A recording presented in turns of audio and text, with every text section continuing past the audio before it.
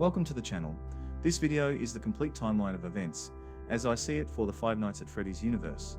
This video will source its information from the games, novels, and movies currently available in the series. The information has been interpreted and arranged in such a way as to tell the story of the major characters in the series. From the Murrays to the Aftons, the Emilys, and even the Bullies, the connection and motivations are covered in this video. Please enjoy this presentation.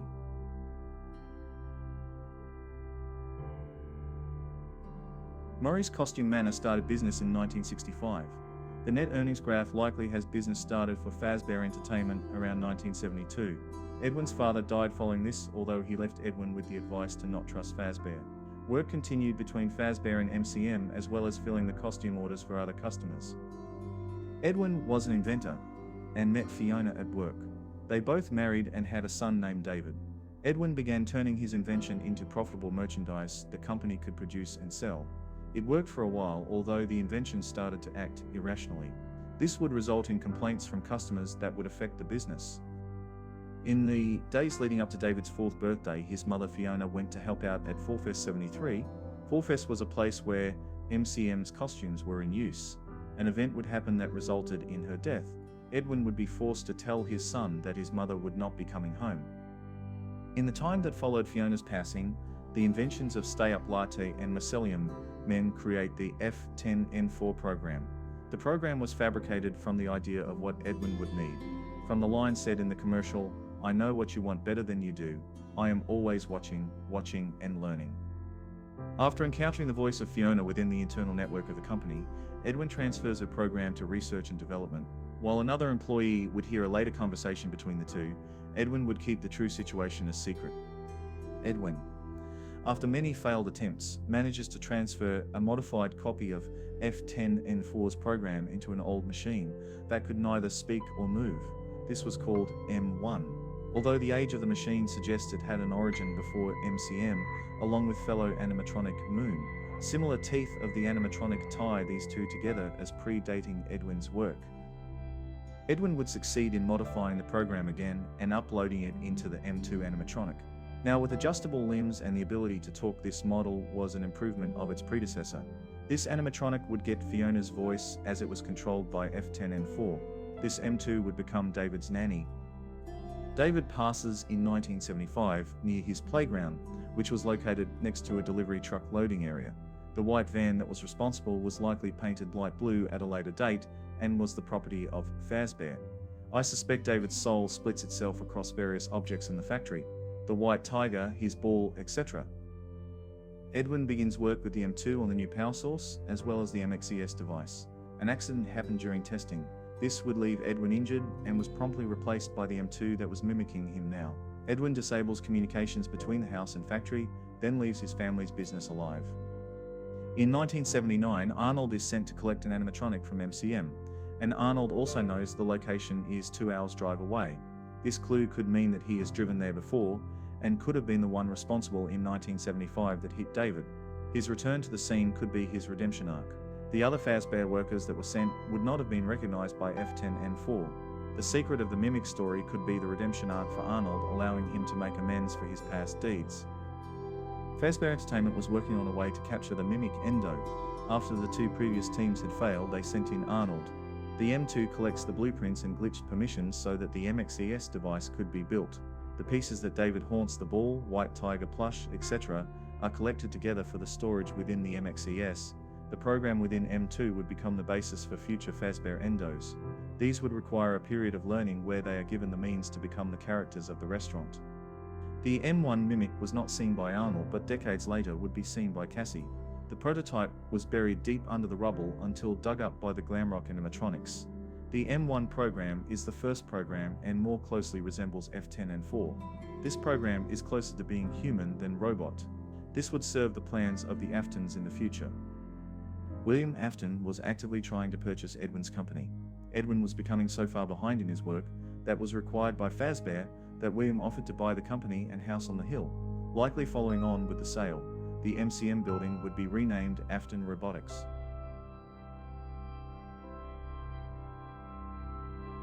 The Curse of Fredbear is set at the remains of the Fallfest 83 location. There are hints of a fire in the corn maze, with Foxy being actively on fire as he pursues the player. This location is connected with tragedy as well, and is set at the end of the October holiday, Halloween. The event also includes the gravesite of one glitched purple gravestone surrounded by other gravestones. If this is the prequel to the fourth game, then Crying Child's trauma could originate here. While this theory has many parts to it, the conclusion would be that this marks the death of the mother, Mrs. Afton, involving fire on the carousel. The Crying Child's connection can be found within the survival logbook, where one particular question that was asked was, "Your favorite ride the carousel?" I would suspect that Crying Child's trauma was surviving the fire of the carousel at Fallfest 83, while his mother didn't make it to safety. The graves surrounding the glitched grave could be symbolic of the mother surrounded by those that never escaped the ride with her. I would suggest this event is the event that creates the haunting of the Spring Bonnie costume. Rather than a remnant experiment, this was a tragic event. A mother holding on to this world until the time that her youngest son was safe and accepting of her fate. While that could have happened, the bite of 83 came next.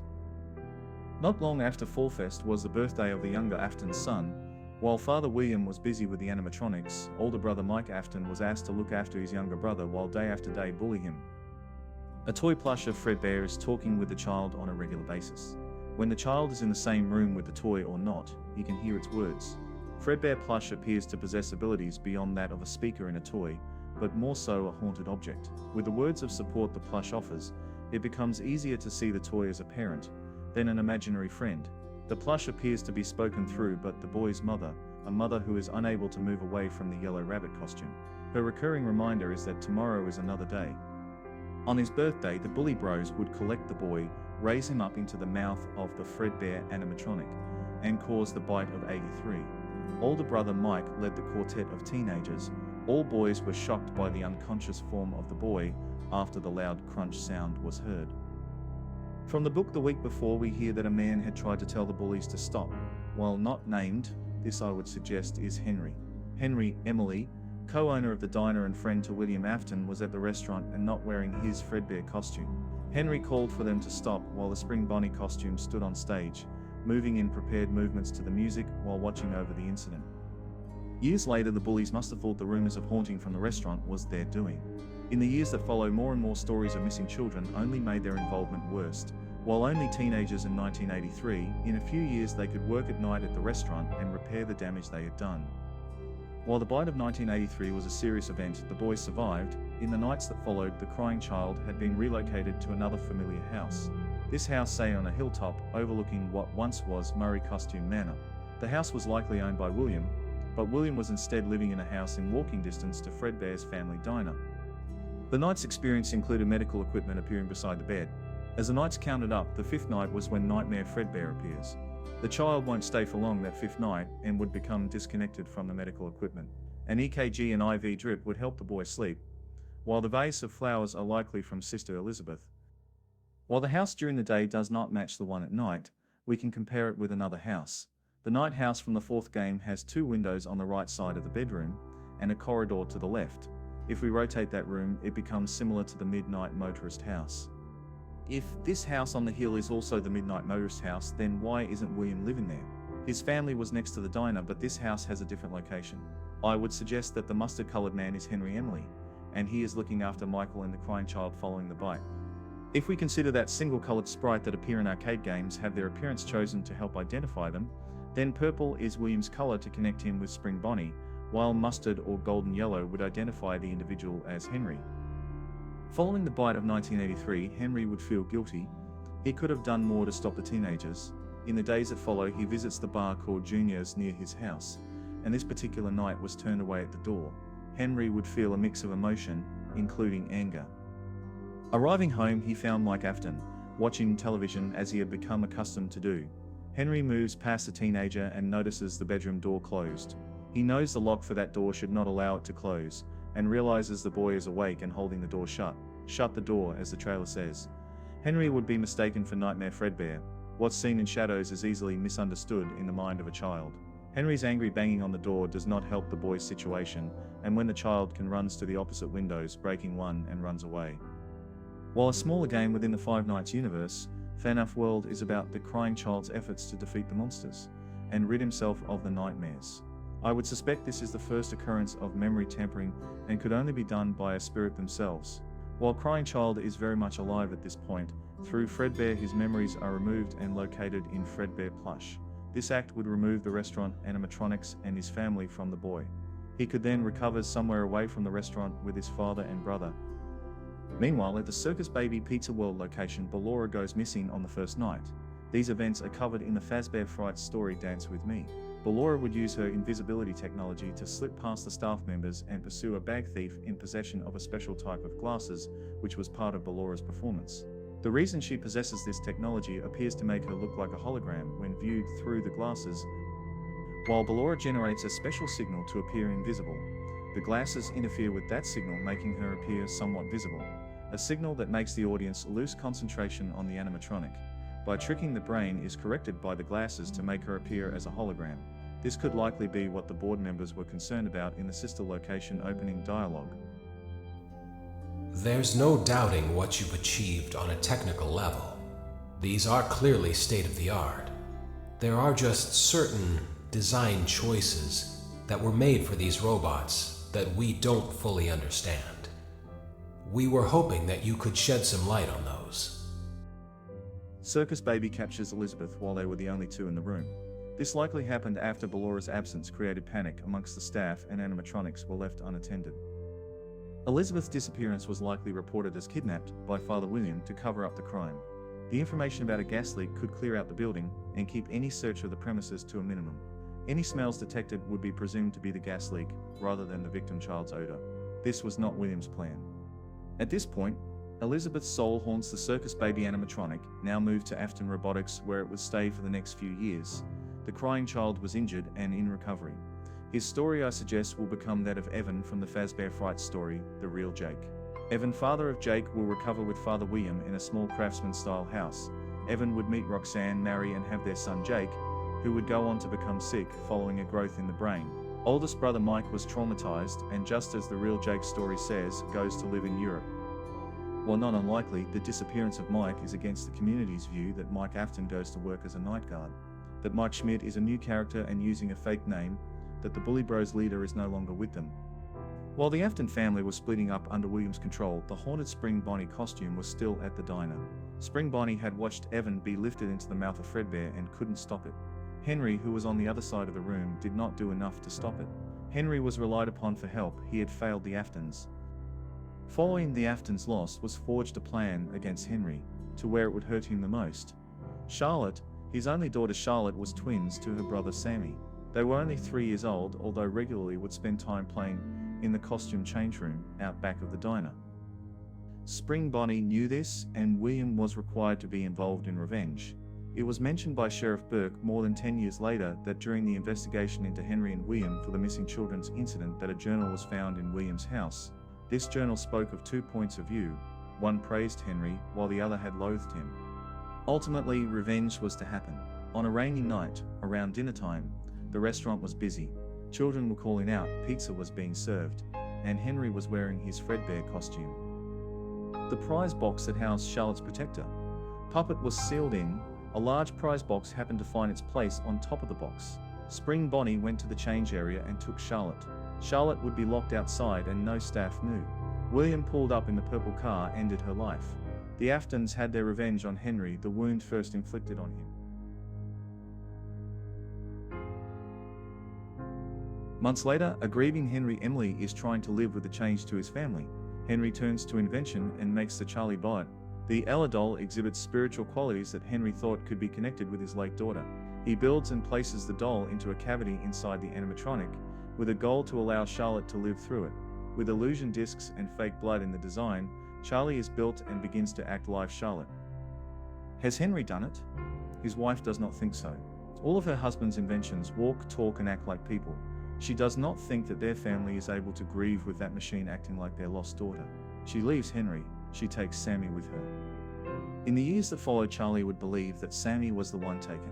She also cannot remember the moment her mother left. This results in a feeling of abandonment from her mother. She clings to the father she has and continues to live her life. Around the same time, William would distance himself from Henry. Henry, who still feels remorse for his friend William, would build another animatronic for him. This idea comes from the novel of the first movie, where Elizabeth's eye lightened when talking to Mike Schmidt about an important emotional idea. I suspect that Vanessa, whom we meet, is actually a Charlie bot, controlled by Elizabeth Afton. Elizabeth's love of the Circus baby animatronic would suggest she too would have a plush based on her favorite. If Henry shared his success with William, then William could retrieve the toy and follow Henry's lead. While as a child she would be called Elizabeth, before the movie she would be renamed Vanessa Shelley, an identity to protect her from the Afton family name.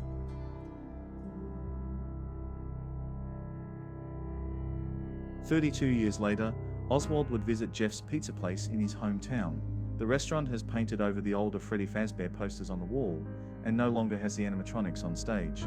Oswald would jump into the ball pit, and be taken 30 years into the past to 1985, where he would meet with his new friends Chip and Mike. 3 days later would be an event in 1985 where 6 children would become victims of the Spring Bonnie costume. This event could be called the DCI, as 5 of the children would be recovered and later buried in a grave.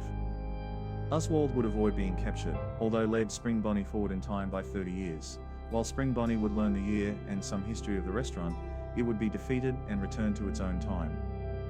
This would not be the end of this event, as I suspect that 30 years later Spring Bonnie could travel back to 1985 to change the events. This would happen at least twice, and the final installment would involve Oswald's soul being captured in an arcade machine.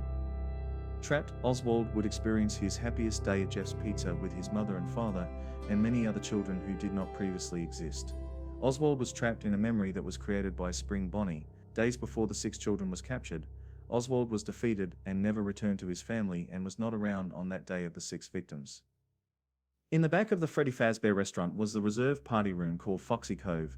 Here was where the private birthday parties are held, where a 3-tier birthday cake was provided as well as a gift given by the puppet, just as it says on the ticket made available in the survival logbook, released 30 years later for the nostalgia. In the back of the Freddy Fazbear restaurant was a reserved party room called Foxy Cove. Here was where the private birthday parties are held, where a 3-tier birthday cake was provided as well as a gift given by the puppet, just as it says on the ticket, made available in the survival logbook, released 30 years later. On that day in 1985, it was Cassidy's birthday, the girl enjoying her happiest day with friends Gabrielle, Jeremy, Fritz and Susie. They had fun and waited for Foxy to make his appearance. Every hour on the hour, Spring Bonnie would take advantage of the private nature of the room. Bonnie would claim 5 children's lives before being interrupted.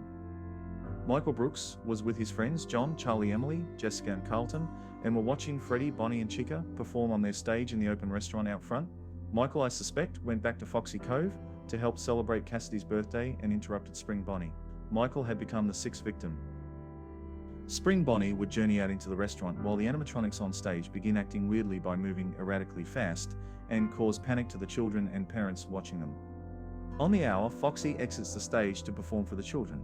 William has arrived in Foxy Cove and has already hidden one of the 6 children. The smallest child has been hidden in the Fredbear costume. That child was Cassidy, the birthday girl. All Foxy can do is wait. The disappearance of a child from the restaurant caused a search outside the restaurant for the responsible individual.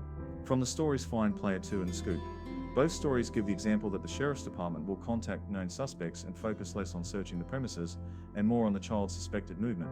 In both stories, the child never left the restaurant and was discovered over a decade later. As the crime scene is closed down, the puppet tries to help free the souls. As the Candy Cadet story about the young woman and the 5 children, the woman was told that each of the 5 keys would unlock one of the 5 doors. As the woman was desperate to save all 5, she tries to save all 5 children. She doesn't follow instructions and results in all not being saved. What I suspect most people don't understand is this story can be misunderstood. I suspect it means that each of the 5 keys will open one particular door. The challenge wasn't saving 5 children, it was about picking the correct child to save, and Puppet didn't help the birthday girl. She helped the 4 guests of the birthday party. If the birthday girl got her gift, the party is over, and Spring Bonnie defeated. As the guests were the ones to receive the gift, they just got confused. As only the birthday girl gets the gift. As I suspect Cassidy was the one William moved into the Fredbear costume. Puppet couldn't find the birthday girl. Puppet changes her strategy and delivers the heads of the animatronics to the children. Soul transfer begins. Michael Brooks would gain the head of Fredbear to haunt, while Cassidy would haunt the golden Freddy body. From the Fazbear Frights story, The New Kid. The Fredbear costume will still exist in the run-down Freddy Fazbear Pizza location, even after it has been closed and abandoned. Located within the costume will be a child's body with short black hair. So the reason I think for Michael Brooks going to Foxy Cove is that I think he is Cassidy's older brother. In the graphic novels, Michael's mother has blonde hair like her son.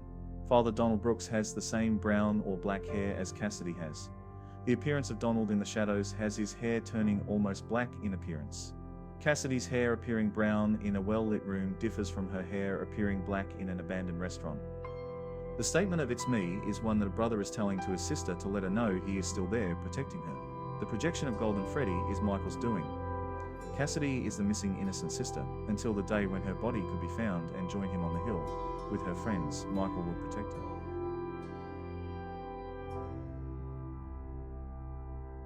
While the 1985 event happened at Freddy Fazbear's Pizza, the original Freddy's restaurant, by 1987, the gang of animatronics are still entertaining children at the Freddy Fazbear's Pizzeria. This is the franchise version of the original, and have the toy animatronics here. The original animatronics are a bit withered, and have now been located out the back in storage. Puppet didn't transfer over to the new location.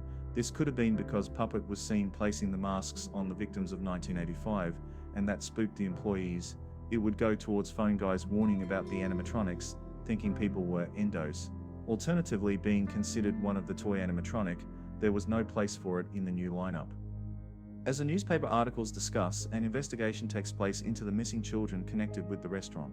William Afton was likely the guard last seen during the day. While video surveillance identified the man responsible and led to his capture the following morning, the children themselves were never found and are presumed dead.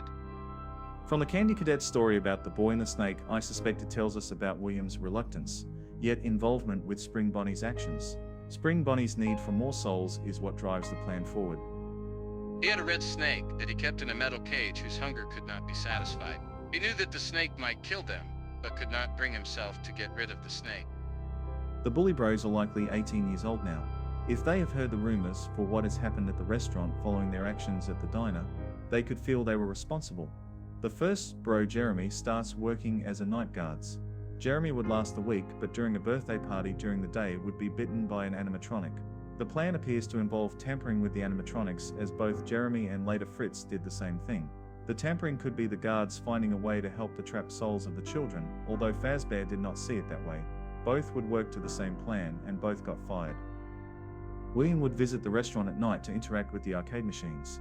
As the animatronics at the other Freddy's location could hurt him, the arcade machines are harmless vessels to store the souls of children. He would wear his security badge at all times.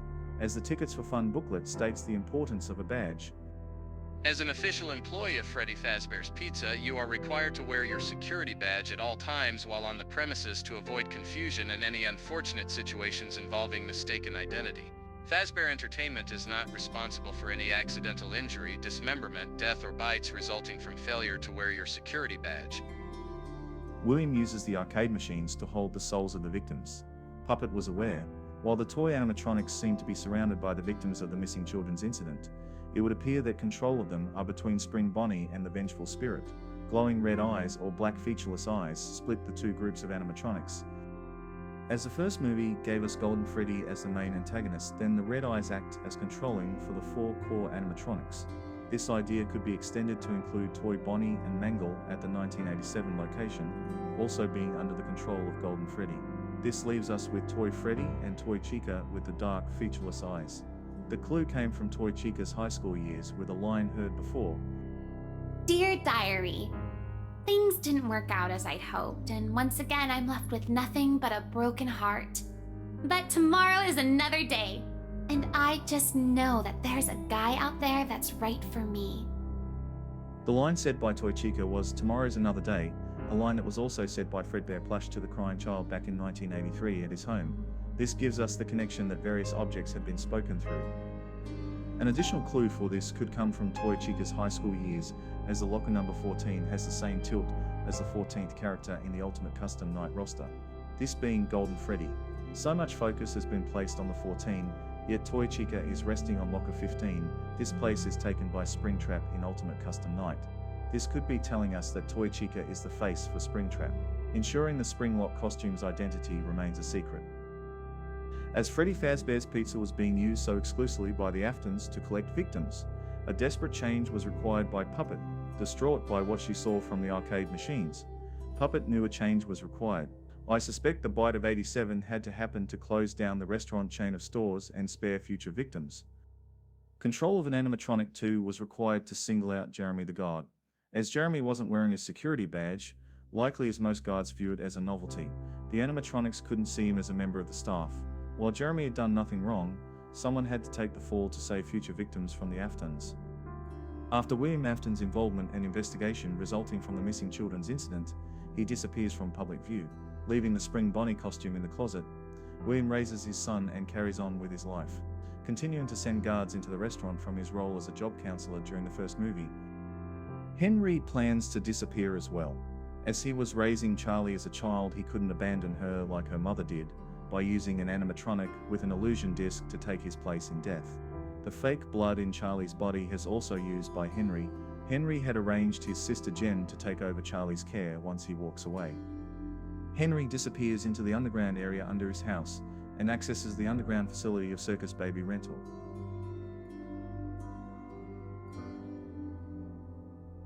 By 1989, Night Guard Ralph, also known as the Phone Guy, has been Employee of the Month a total of 22 times. During the book the week before was going into his last week at Freddy's. Ralph wears a uniform, although not a security badge, and needs to constantly avoid any contact with the animatronics. Ralph also realizes the animatronics play games and learns them along with his other duties of cleaning and reporting damage to the restaurant. Those games for all stop at 6 a.m. Ralph has a history from Freddy Fazbear's Pizza location being a manager responsible for working with the night guards. Ralph was also the one who assigned Jeremy to the duty of that last birthday party. He must carry guilt for his role in Jeremy's last day with the company. Guilt that led him to remain at the restaurant, even though his life was at threat from the animatronics. Junior reporter Bronwen Light had lost her life that last week following a run-in with Bonnie. Her phone was later recovered by Ralph. Ralph would last only one extra night, and would face off against Golden Freddy in front of the stage. He would black out and awake in the Spring Bonnie costume in parts and service. He would start his last week again and use his time to leave messages on the building's internal message service so future guards could stand a better chance at avoiding injury. This, although was not Ralph's chance to escape himself, instead it was just a dream we was reliving. Ralph would never take the costume off again. This costume, I suspect, would be the Spring Bonnie costume from Murray's Costume Manor. William's costume was still in the storage closet.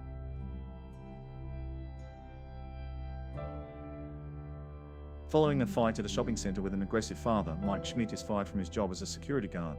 He departs the job with a book called Dream Theory from his friend Jeremiah. This book hasn't worked out too well for his friend, but perhaps with Mike's history of dreams could make use of it. Mike's dreaming had been about his missing brother Garrett, who was taken years ago. Mike is determined to remember the license plate to locate the one responsible. Mike is also the last carer for his sister Abby. With both parents out of the picture, Mike is forced to grow up sooner than anyone would have expected. With the need for work, Mike is pointed towards career counsel Steve Raglan, who will be identified as series antagonist William Afton. Working as a night guard at the Freddy Fazbear's Pizzeria is the only work Mike can get. He reluctantly takes the job and begins at a restaurant he has never heard of before. If the theory about the bully bros becoming the night guards is true, then Jeremiah from the movie is likely Chica Bro. The research Jeremiah has done on dream theory could be to combat the vengeful spirit, Golden Freddy. As Jeremy and Fritz hadn't succeeded, the third of the bullies would try a different approach. Dream theory could be the means to combat the yellow bear that 10 years ago was involved in the bully's mistake. Mike being given the book was the universe's way of giving Mike the means to go up against Golden Freddy. The police officer Vanessa Shelley patrol the restaurant. She introduces herself and attends to Mike's wounds.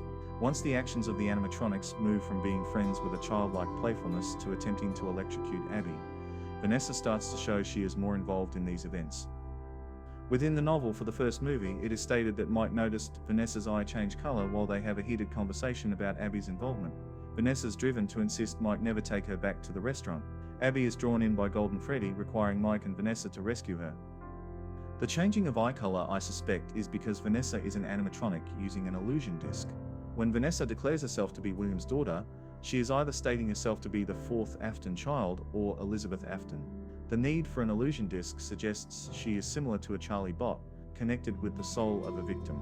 As Elizabeth went missing in 1983, around the same time as Charlotte, Henry could have offered William the same solution, therefore Vanessa could be controlled by Elizabeth, while her soul resides in Circus Baby.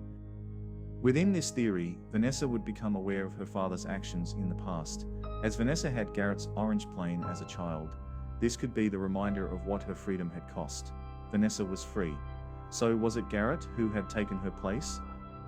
Vanessa gave Mike the warning to not accept Golden Freddy's deal, therefore I suspect she is also aware that William likely made a similar deal with Golden Freddy.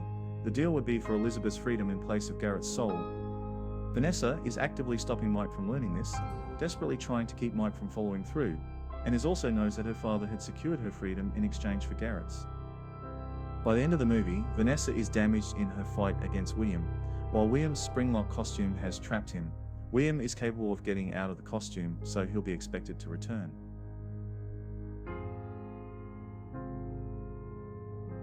For the 10-year anniversary of Michael Brooks' death at Freddy Fazbear's Pizzeria, Charlie and her friends return to Hurricane for the scholarship announcement being offered in Michael's name. Freddy Fazbear's Pizzeria at this point has been entombed by an unfinished shopping center. The restaurant is hidden inside, while the property sits with no one working on completing the building. To investigate further the history of her past, Charlie and John visit Fredbear's family diner for the first time, but Charlie remembers the change room brought to the surface from Charlotte's memory. Spring Bonnie took her that day, not Sammy. William Afton has been actively trying to get back to Freddy Fazbear's Pizzeria where Spring Bonnie costume was left. He had taken the name Dave Miller, and had avoided suspicion until Sheriff Burke had realized Dave's similarities to William. The sheriff was the one responsible for identifying William as the likely suspect in the missing children's incident years ago. It was 1987, 8 years since William had been in contact with the Spring Bonnie costume. While being confronted by Charlie, John, Jessica, and Carlton, William would require the rabbit costume head before answering questions. With the costume head on again, his attitude and demeanor change. William was a new person. She had taken over him for this interrogation. You have made me one with my creations. My name is Springtrap. I am more than Afton ever was, and far more than Henry. More than Afton. Springtrap could now establish itself as being a third member of the trio. What had happened to them that put them in that costume? Steve, if you trigger those spring locks, two things will happen. First, all the locks snap right into you, making deep cuts all over your body. All that sharp steel and hard plastic will instantly be driven into your body. You will die, but it will be slow. You will know you're dying for long, long minutes. You'll try to scream, but you will be unable to. Your vocal cords will be severed, and your lungs will fill with your own blood until you drown. This line was warning Carlton of a Springlock failure. Most people would associate this description with William's event in the Follow Me minigame years prior, although in order to survive death, William would need Remnant in his system. Those tests won't happen for another year. The event described therefore would have to happen earlier in the timeline. Following a confrontation in the restaurant, William would become trapped in the Springlock costume by Charlie's actions. Golden Freddy would appear and the other animatronics would collect the yellow rabbit costume with William inside and drag it towards the back of the restaurant. The teenagers Charlie, John, Jessica, and Carlton would escape. The animatronics William and Springtrap would be left at the restaurant for now.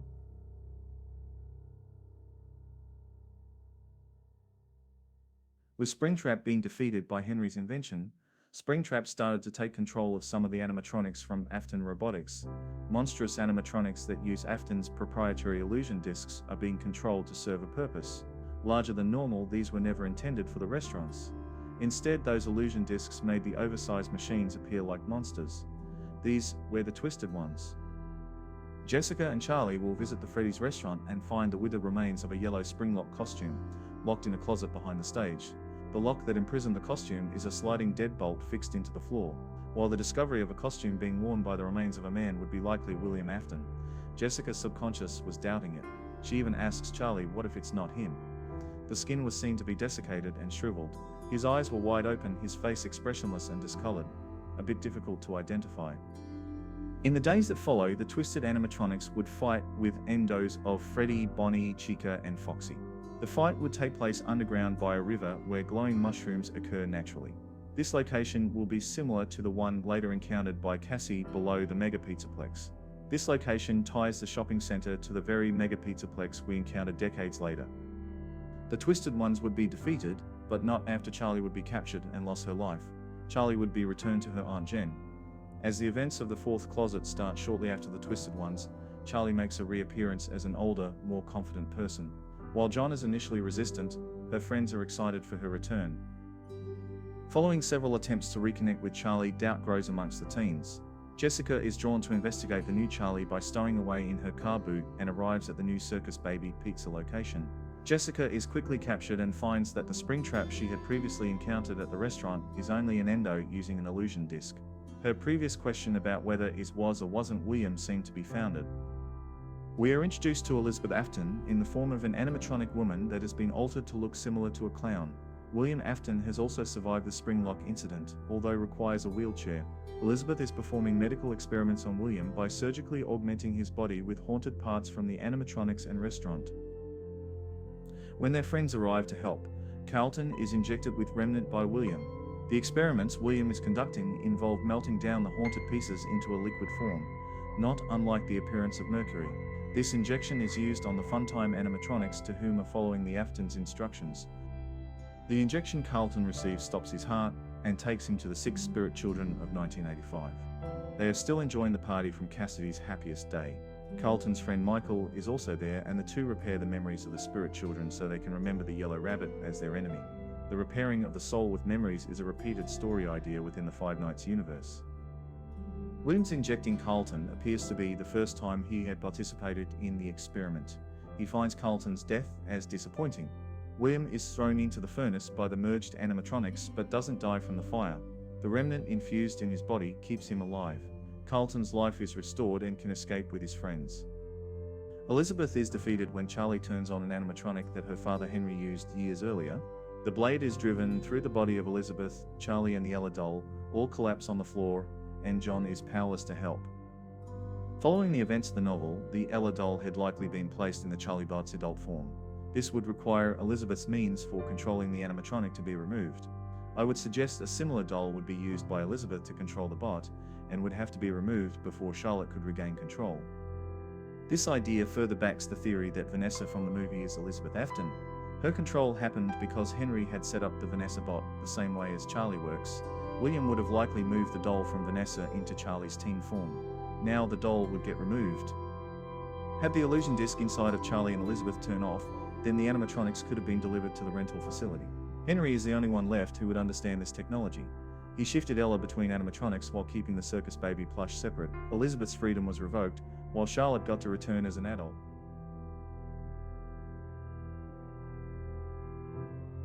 From the real Jake, Jake's father Evan and Uncle Mike are the last surviving members of their family. While Jake is suffering from a condition that keeps him in bed and in constant need of care from Margie, this family background is important. As I had previously mentioned, I believe the crying child survived the bite of 83. Father William with his 2 sons are together even after their mother and sister are gone. From the story, Mike was living in Europe and only made a visit to meet his nephew Jake on few occasions. The detail that Evan's last name is McPherson is not enough to dispute the Afton family connection, as both William and Elizabeth have changed their names to conceal the family background. Evan could have used his wife's family name to conceal his past as an Afton, sparing Jake the same problems. Mike could have been absent from the restaurant chain for decades at this point. Jake would end the story possessing a doll named Simon, and he left the house to start a new adventure.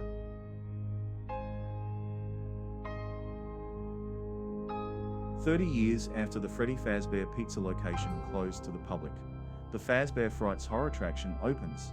Staff are told about how the old parks and service rooms that were sealed off after the missing children's incident. They find an old Spring Bonnie costume that had been withered.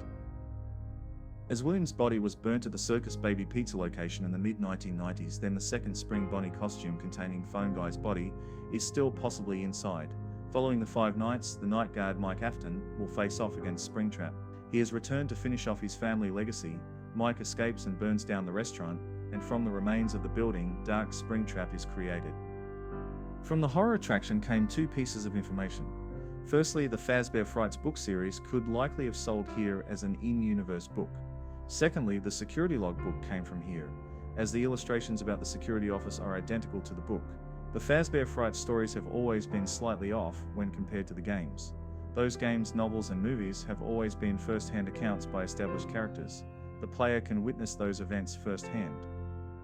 The short stories differ as they don't always have a returning character or a connection to established characters. The story do seem to always remove Fazbear Entertainment's responsibilities for events that went wrong. This made me suspect that the stories could have been censored by Fazbear to portray them in a better light. This could mean that Fazbear Frights and Tales from the Pizzaplex are edited intentionally to conceal the truth, although as they are based on events still could be used to pick out important details. This is why I'm not quite ready to ignore the books, as I still think there are clues in them.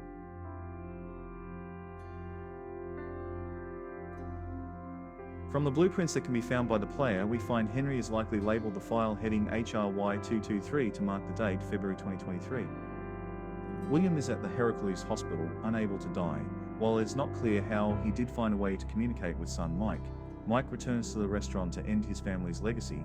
As William has been unable to speak during this time, communication through an object does happen in the universe. One possible object with some personal connection with William could be his Freddy security badge, the same one he wore in 1987.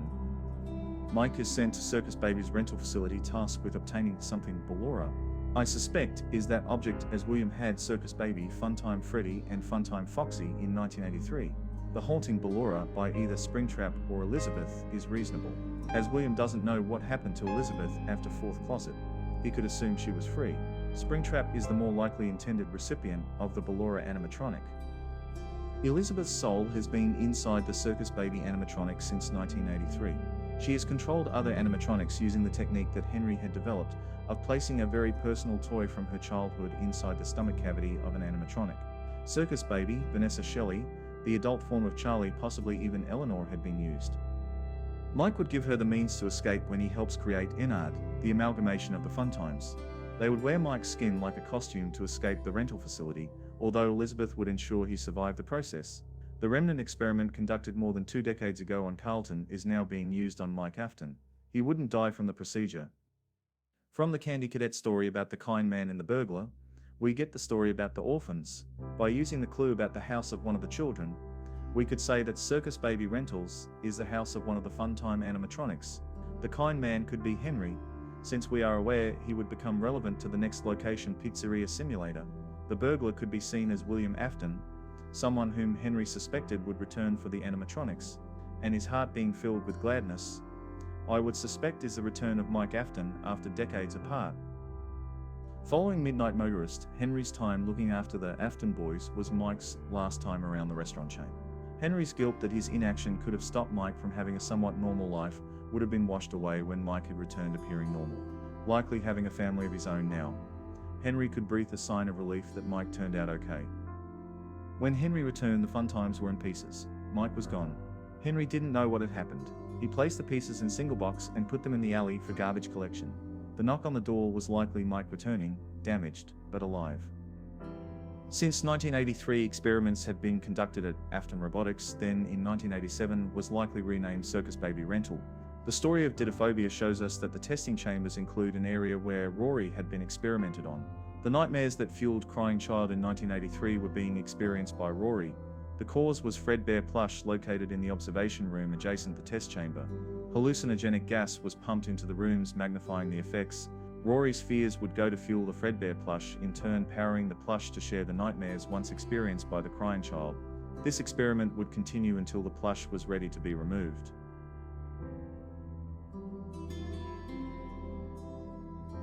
The old restaurant that was used by Murray Costume Manor for animatronic testing decades ago is likely the last functional restaurant available. Henry had a commitment to stop William Afton, and he couldn't wait.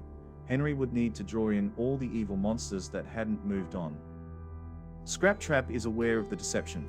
Scraptrap is the withered remains of both Spring Bonnie costumes combined, William's Bear Life costume, and Edwin Murray's version, holding to pieces together until Springtrap's soul could find another vessel.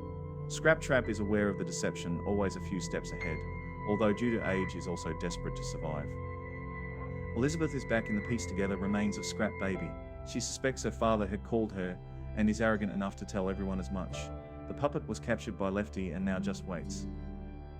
The guard at this location is likely Mike Afton, after being scooped. Mike and Henry had worked together, and Mike received everything he needed to draw in the animatronics. The recordings are created so Mike didn't need to speak. The recordings drew out the souls from their rest. Henry was aware that Mike's time here was to end his family's history. Mike doesn't want to return to his life, just to spare others of the Afton's injustice. Henry appears to grant him that wish. Henry would stay near, ensuring he could give his daughter his last apology.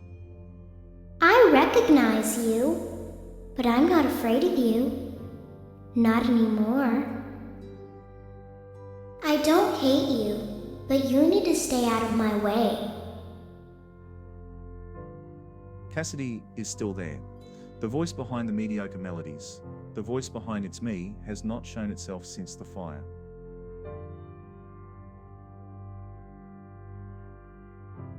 From the company tasked with turning old animatronic code into something usable, the Tape Girl is the software engineer best for the task. Between what we learn from Special Delivery and Help Wanted, the Tape Girl is called Nessie and has isolated a rogue virus. That virus was likely retrieved from the pizzeria simulator location. When the malicious code was detected, it was not responding to typical antivirus programs. Nessie took the steps necessary to fragment the code. This code, I'd suggest, is the soul of Springtrap and was likely acting like a virus for its own survival. This stems from the soul being an energy that cannot be destroyed, only broken into pieces. Nessie's co-worker Jeremy was experiencing something terrifying while working on the code. This action became so traumatic, he was fired from the business. Nessie was very much aware that Fazbear saw something wrong with Jeremy but would rather replace him than work to solve the problem. Nessie provides a series of cassettes in-game for the future beta testers, and the message becomes clear. Gets new introduction in the second last tape with a change of plan. The plan is to give the code somewhere to go, then cut off its connection with the game. This is an attempt to move the code into a beta tester. While Nessie was saying the words, the new introduction along with the change of plan appears that Nessie is no longer in control.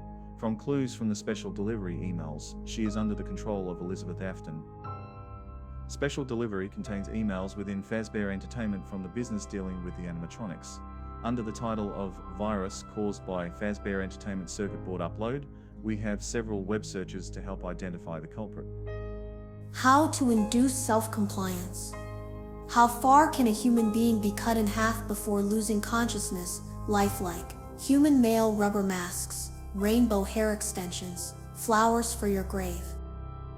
Lines such as human rubber masks tie into sister location. The rainbow hair extensions is similar to Scrap Baby.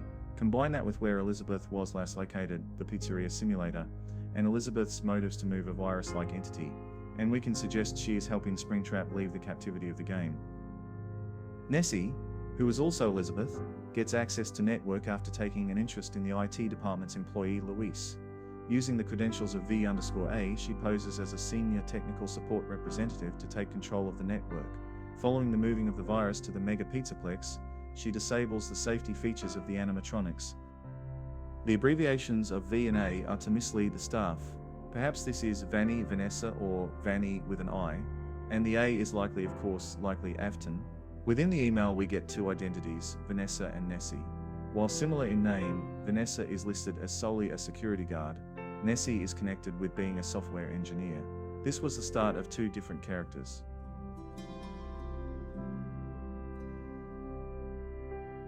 The Curse of Fredbear offers an Easter egg with the dialogue from the Vanny mask. Yes, I hear you. I know. No, there's no miscommunication. I understand. Yes, I have it. I made it myself. I think you would like it. No one suspects anything. Don't worry, I'll be ready, and I won't let you down.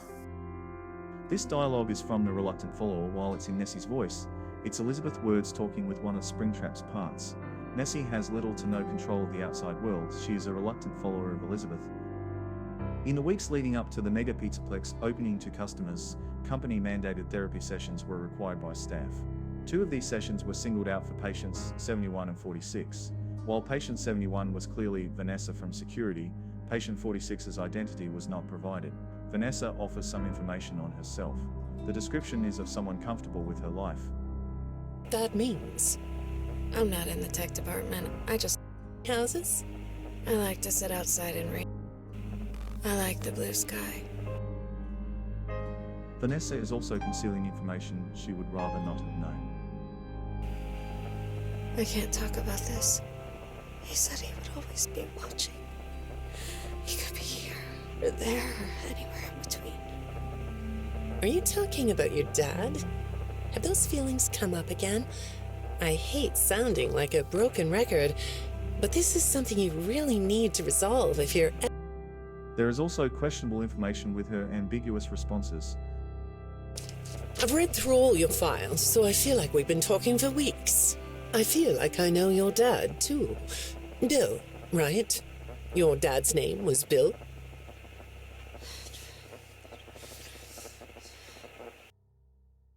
The information from the second therapist discussion is obtained from the records of the previous sessions.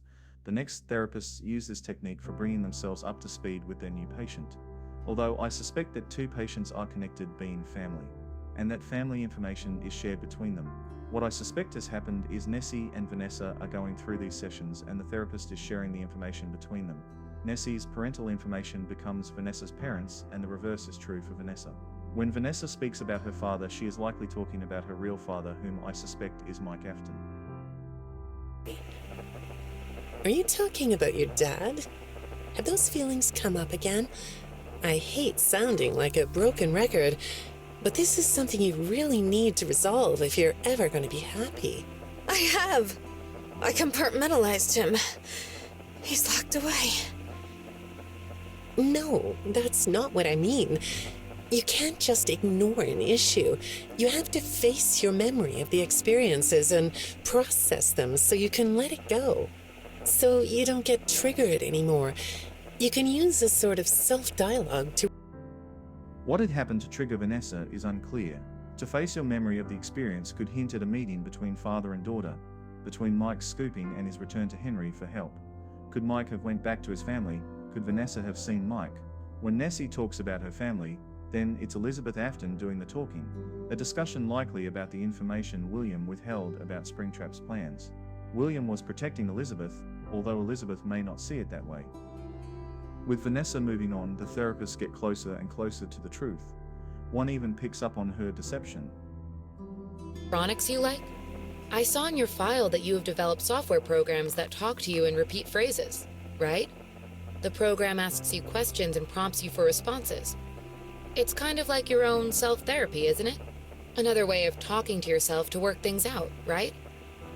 When I saw some of your recent encrypted conversation logs, that's what I thought I was looking at.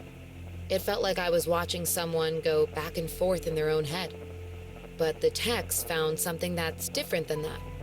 When I read what they found, at first, I thought I was looking at more examples of you just talking with yourself. Then I realized it was different. When I study this, it sounds like there is someone else responding to you. The thing is, when I read the communications, I get something different out of them. I don't think you're being manipulated here. I think you're the one doing the manipulating. What happened to Luis can also be deduced. He was in active communication via email to Nessie during the problems at the company. He raised red flags about the search history to Nessie herself. He even asks whether Nessie created false credentials. What happened to Luis could possibly learnt from Vanessa's discussion with him. She found him funny. It was noted in Vanessa's therapy session that Luis is in marketing. This could have happened as Luis did not raise problems with Nessie to his superiors. The IT department is listed as having at least 5 members, to which Luis was the youngest and suspected junior of the group. From the company retreat information, Greg, James, Aiden and Dan are all listed, although not Luis. It looks like he was quietly removed from IT and transferred to marketing.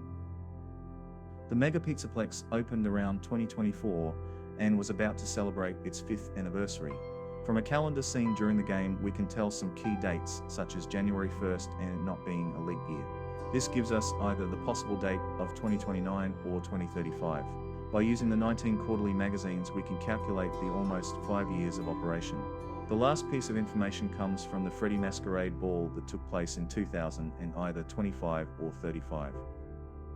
The Pizzaplex would be opened after the events of sister location, where a file labeled HRY223 could suggest a 2023 year.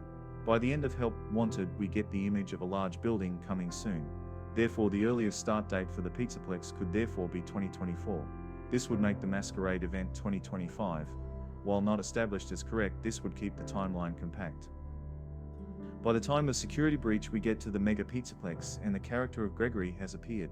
Gregory had previously been playing with Cassie at night amongst the animatronics. By now, the staff had been fired and replaced with security bots. Gregory has in his possession a voice-controlled box with a Freddy Fazbear button on it, which is likely a piece of merchandise the staff had used to keep the animatronics in line. With no staff around, the box is likely available for Gregory to find. Gregory doesn't seem to have many hacking skills, as he relies on a Fazbear-made device to bring the animatronics into line, as well as being told that a Mr. Hippo magnet is capable of tricking the pass dispenser into giving him an upgraded ticket. The story GGY is the common source for Gregory having strong hacking skills. The story of Tony's investigation into the mysterious hacker GGY has him going to a midnight meeting with strangers in the rain to realize that no one else knows their identity. And the naming of Tony's friend Greg at the end of the story. Tony knew Greg's name before the story started. Tony could have asked Greg at any time whether he was the one doing the hacking. What this story is more likely telling us is that a hacker is searching for Gregory.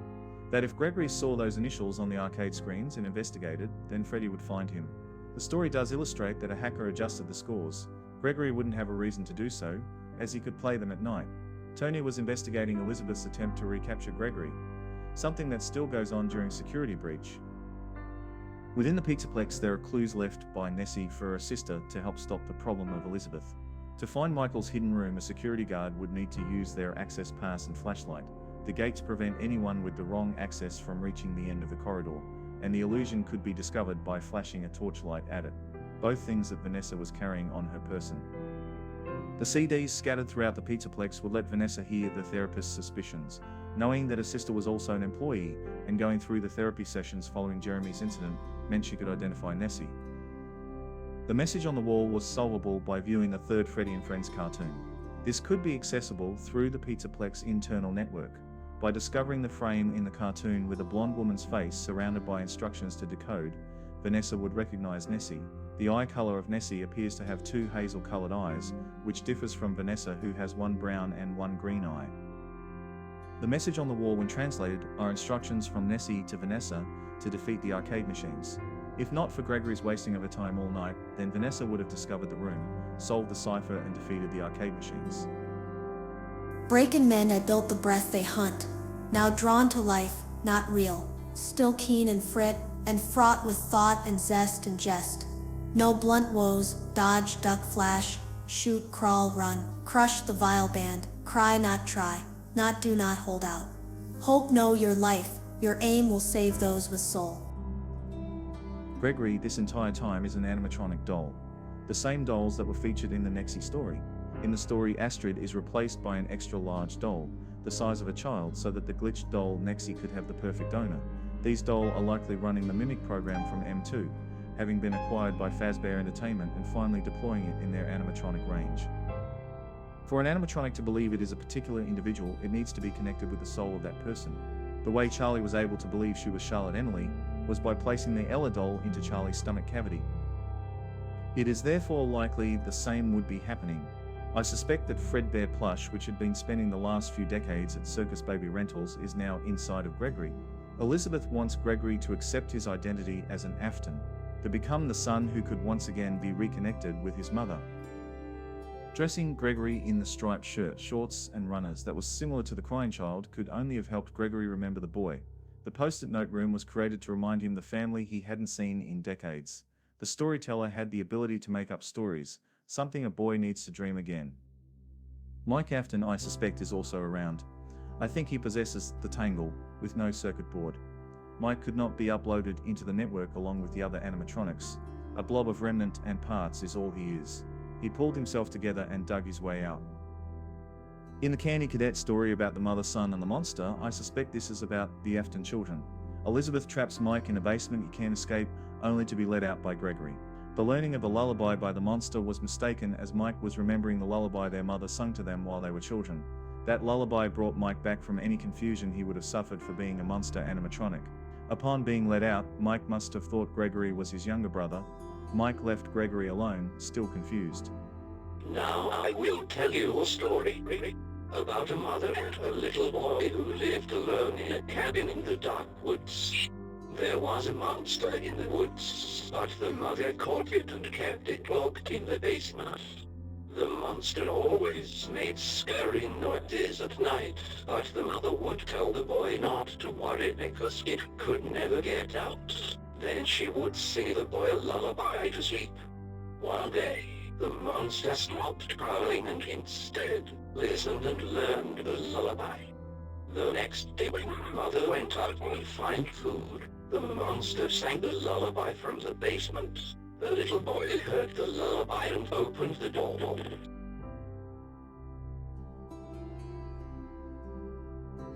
While most of the staff had been fired, Jeremy is still working on training the staff bots to perform their roles.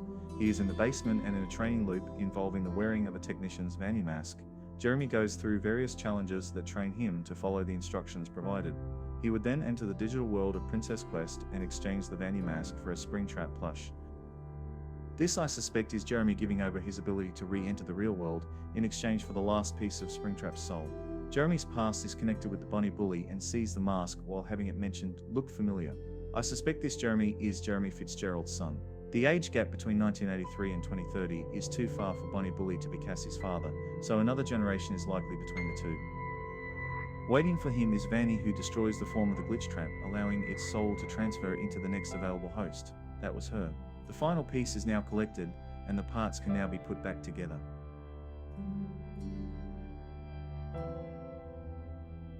In the ruins of the Pizzaplex, Cassie searches for Gregory. Gregory's voice is being faked by Helpy and M1. I suspect this mimic was the first one to run the code from F10 and 4 successfully. That code was uploaded into an old animatronic that existed before Edwin started making Fazbear's endos. M1 was of a similar age to Moon. Both were the oldest animatronics in operation. M1 couldn't speak, that was M2's thing. M1 at first couldn't walk until the salvage groups for Fazbear fixed him. Helpy wants the security features disabled, while M1 wants the wall removed. Upon opening the door, Cassie may have reminded M1 of David. Once communications were cleared up, Gregory helps Cassie with the help of Elizabeth exit the corridors and activate the elevator. Elizabeth is now referred to as his friend by Gregory, but Cassie couldn't be released. The M1 couldn't risk escaping. The elevator was sent down to the basement. So what happens next? Following the earthquake that destroyed the Pizzaplex, Elizabeth would take Gregory back to the locations that Crying Child would remember.